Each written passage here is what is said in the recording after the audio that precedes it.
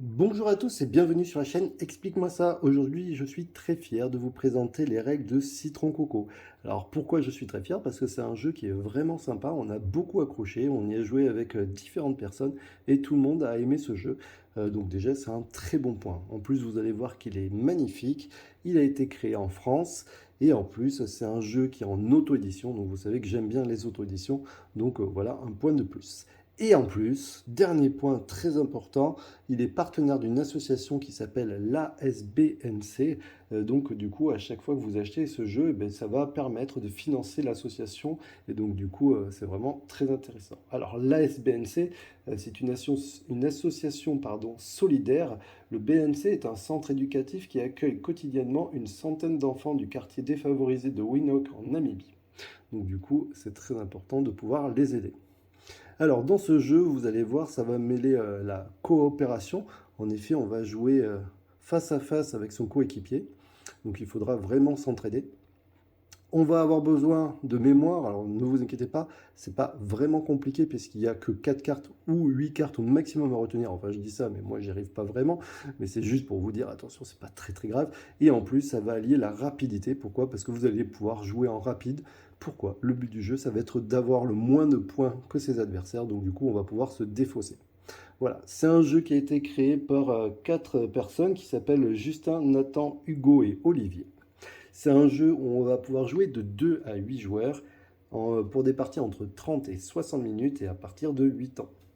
Il a été illustré par Clémence Hannebic à l'aquarelle, puis retouché numériquement par Cindy Ramparani et Vincent Labis. Dans ce jeu, c'est donc je vous en ai parlé, le but du jeu c'est qu'on va avoir des cartes. Alors pour la mise en place c'est très simple, on va jouer donc face à face avec son coéquipier et chaque joueur va prendre 4 cartes face cachée, on ne connaît pas les valeurs qu'il y a sous les cartes. Le but du jeu, donc, ça va être d'essayer de se débarrasser de ces cartes. Alors, il y a différents moyens pour se débarrasser de ces cartes. Par exemple, si jamais vous voyez, il y a un 8 qui est défaussé et que je sais que mon collègue a un 8, eh bien, je peux prendre sa carte et je peux la défausser. Donc, du coup, ça lui permet, bien sûr, d'enlever une carte. Si lui, bah, bien sûr, il sait qu'il y a, par exemple, ce joueur pose un 8 et il connaît cette carte, bah, pareil, il va pouvoir la défausser. D'accord. Il y a un autre moyen de défausser les cartes. Par exemple, ça va être si on arrive à faire la somme de 8. Je m'explique. Là, il y a un 8 qui est tombé. Moi, je sais que j'ai un 3. Je sais qu'il a un 5. Alors, même si lui le sait, c'est moi qui dois le faire. Mais je sais qu'il a un 5. Donc, du coup, je pose un 3 plus un 5 de mon coéquipier. Ça fait bien 8. Donc, du coup, je peux défausser, vous voyez, 2 cartes. Alors, ça, c'est possible. Attention, même si moi j'ai par exemple le 5 et le 3, je n'ai pas le droit de défausser 2 cartes de ma main. C'est vraiment une carte de ma main et une carte de mon adversaire si jamais je décidais de faire une somme. D'accord? Si c'est carte unique, c'est forcément le même chiffre. Alors les cartes, vous allez voir, elles sont magnifiques et en plus, vous allez voir qu'il y a des pouvoirs qui vont venir semer un petit peu le trouble dans cette partie. Parce que là, déjà, vous voyez, il faut se rappeler de nos cartes, plus celles de notre coéquipier. Mais comment connaître les cartes de notre coéquipier? Eh bien, c'est très simple. Il va y avoir des cartes pouvoirs. Alors du coup, on va prendre le temps, je vais toutes vous les montrer. Vous allez voir que déjà, les cartes sont magnifiques. Les illustrations sont toutes différentes et vraiment ça, j'ai trouvé génial. Et donc, je vais vous montrer un petit peu tous les pouvoirs et vous les expliquer. Alors, je vous ai dit d'essayer d'avoir le moins de points possible. Ben, celle-là, vous voyez, c'est intéressant parce que si vous l'avez, elle vous fait un -1. Donc, du coup, c'est toujours intéressant à en prendre. Celle-là, elle permet de regarder la première carte de la pioche. Ça sert à quoi? Ben, admettons, la pioche, elle est comme ça. Alors, on va faire un truc comme ça. Ça me permet discrètement de regarder, par exemple, que là, c'est un 13. Et comme je sais que c'est ce joueur-là qui va jouer après, eh bien, je sais qu'il va peut-être récupérer un 13. Donc, du coup, ça peut me permettre de me dire, tiens, c'est intéressant. Et admettons, je sais qu'il va pas vouloir jouer le 13, donc il va sûrement le défausser, ça ne m'intéresse pas de garder 13 points. Et moi, si je sais que j'ai un 13, je serai prêt à pouvoir bondir pour pouvoir jeter une carte. Celle-ci, regardez une carte de son coéquipier. C'est ce que je vous expliquais, ça me permet de savoir que là, il a un 3. Donc du coup, quand je sais que j'ai le 5, ben, je vais pouvoir défausser, donc très intéressante. Celle-ci, regardez une carte d'un joueur.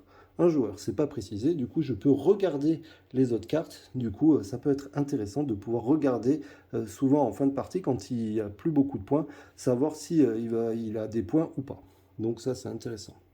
Attention, par exemple, je ne l'ai pas précisé, mais quand on fait la somme, c'est forcément avec notre coéquipier, hein. Bien sûr, on ne va pas enlever des points de nos adversaires. Celle-ci, c'est donner le jeton à un joueur. Alors à quoi ça sert? Ce petit jeton, c'est pas le jeton premier joueur. Ce petit jeton, on va le donner à quelqu'un. Par exemple, là, je le donne à ce joueur-là. Ça veut dire quoi? Ça veut dire que lui, si jamais il joue un pouvoir, il ne pourra pas le jouer, il sera inutilisé et le jeton reviendra au milieu. Sauf si lui aussi a cette carte et qu'il la joue. S'il la joue, du coup, il a le droit de renvoyer le jeton ailleurs à quelqu'un d'autre.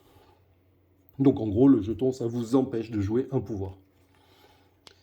Celle-ci, retourner une carte du jeu, bah, tout simplement, je retourne cette carte parce que j'ai envie de savoir combien il a de points, par exemple. Ou je peux retourner une carte de mon adversaire, de mon coéquipier pour pouvoir défausser rapidement. Celle-ci, jouer à nouveau, bah, vous avez compris, hein, tout simplement, je vais refaire un tour de jeu. Celle-ci, échanger 2 cartes. Bah, par exemple, je ne sais pas, moi je sais que, voilà, par exemple, on va dire qu'il avait, je vois qu'il a -1, moi on va dire que c'était comme ça, hein. Ça ne m'intéresse pas trop d'avoir 12 points, donc du coup, bah, je peux échanger des cartes, d'accord? Je peux faire ça. Je peux aussi décider, par exemple, j'ai un 12, je ne sais pas ce qu'il a, mais j'ai pas envie d'avoir 12 points, donc du coup, j'échange cette carte, ok? Et au moment où je l'échange, j'ai le droit de la regarder. Celle que je récupère, je peux la regarder. Très intéressant. D'accord? Donc c'est ça, échanger 2 cartes. Le prochain adversaire passe au tour, bah, vous avez compris, si jamais je m'en défausse et je la joue, bah, du coup, ce joueur-là ne jouera pas son tour prochain.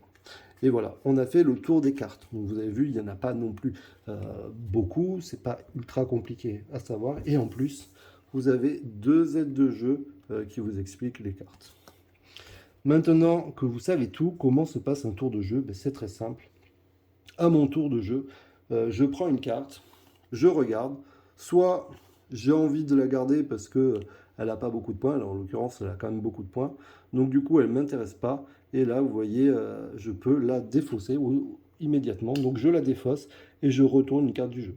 Donc, par exemple, hop, je retourne ça. D'accord? Et lui, ce joueur-là, alors c'était pas forcément une bonne idée, parce que là, vous voyez, il voit qu'il a un 10 et qu'il y a un 10, hop, aussitôt il va la jouer. D'accord? Il peut la jouer direct. Donc du coup, c'est pas forcément intéressant. En plus, il peut utiliser le pouvoir qui est de retourner une carte du jeu. Donc il va pouvoir retourner une carte du jeu. D'accord? Ensuite, mon tour est fini, c'est au joueur suivant. Le joueur suivant peut prendre soit ici, donc il va prendre ici, on va dire. Il va bien sûr la regarder, ça ne l'intéresse pas vraiment. Donc du coup, il va la reposer, échanger 2 cartes. Il va par exemple échanger... Alors lui, hop, regardez, c'est un 12. Bon, décidément, ils ont beaucoup de chance. Donc du coup, il va échanger celle-là, par exemple, avec celle-là. Pourquoi il ferait ça? Peut-être que lui, il connaissait ses cartes et du coup, il l'embrouille un petit peu. Donc là, il a fini son tour. On passe au joueur suivant. Le joueur suivant... Alors attendez, il faudrait que je les mélange les cartes pour vous montrer un petit peu plus. Parce que là, on est sur... Voilà, par exemple, le joueur suivant a un 5. Donc du coup, ça l'intéresse. Ça fait pas beaucoup de points. Et donc du coup, hop, il retourne une carte. C'est bien, il a enlevé 3 points de son jeu. Et ainsi de suite. Lui, par exemple, il a envie de récupérer le 8 parce qu'il sait qu'il a une grosse carte. Donc du coup, il met son 8 ici et il retourne. Et voilà, et vous avez compris, le but du jeu, ça va être d'arriver à essayer d'enlever le maximum de ce carte. Comme il a fait ça, vous voyez, il a libéré cette carte qui lui permet de jouer à nouveau. Donc du coup, il va piocher et il va peut-être échanger sa carte. Voilà, il a viré un 3. Moi, je préfère prendre le 3 et remplacer. Alors au moment où je fais ça, vous voyez, ça a libéré le 11. Si quelqu'un a le 11, il peut la jouer immédiatement. D'accord? Et donc là, je regarde la carte d'un joueur. J'ai envie de savoir qu'est-ce qu'il avait. Il a un 8. Alors, des fois, il faut essayer de s'en rappeler. Je vous avoue que déjà, quand on gère nos cartes, après, ça commence à être compliqué de gérer les cartes des autres. Mais bon, vous pouvez le faire. Voilà, à un moment donné dans la partie, ça va tourner. Et puis lui, par exemple, il pense qu'il connaît les cartes de son collègue. Il pense qu'ils ont moins de points que nous. Donc, il va dire citron coco. Il décide de dire citron coco. Du coup, on fait encore un dernier tour de jeu. Ça s'arrêtera avant lui, donc ça veut dire que lui et lui vont jouer une dernière fois, et après on va retourner pour savoir qui a le moins de points. Donc là, c'est à moi. Je sais que c'est le dernier tour puisqu'il a dit citron coco. Je vais jeter le 7, tant pis. Ça me permet de regarder une carte d'un joueur. Du coup, comme il a dit citron coco, ouais, je vois qu'il a 9 points. Il n'est pas forcément très bien. Lui, il va prendre une carte, un 11, ça ne l'intéresse pas. Il va faire le pouvoir qui lui permet de rejouer. Là, il jette un 6, ça ne l'intéresse pas. On passe à lui. Bon, vous avez compris, hein, je finis le tour. Et là, on a fini. Donc là, tout le monde retourne ses cartes. Et puis tout simplement, on compte les points. On va compter les points. Vous le notez sur une feuille de papier. Et par exemple, dès qu'un joueur, enfin une équipe sera arrivée à 200 points, eh bien, ils auront perdu. Tout simplement. Une autre façon de finir un tour, si jamais à un moment donné, vous n'avez plus de cartes, par exemple, j'ai réussi à me débarrasser de toutes mes cartes, on finit pareil un dernier tour et après on compte les points.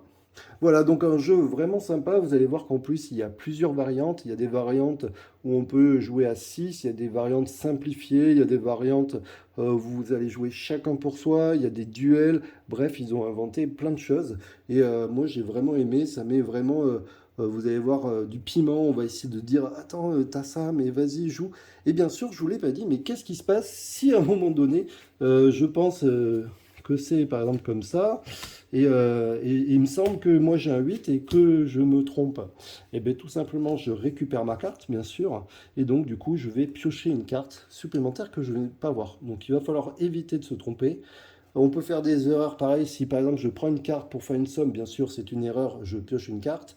Si jamais à un moment donné je joue et que c'est pas mon tour, je peux prendre une carte. Bref, après vous allez voir, à chaque fois que vous faites une erreur, ben, vous piochez une carte. Voilà, un jeu vraiment sympa qui met beaucoup d'interactions avec les joueurs. Nous, on a beaucoup aimé. Voilà, le côté mémoire est très important. Le côté rapidité vient mettre du piquant dans le jeu.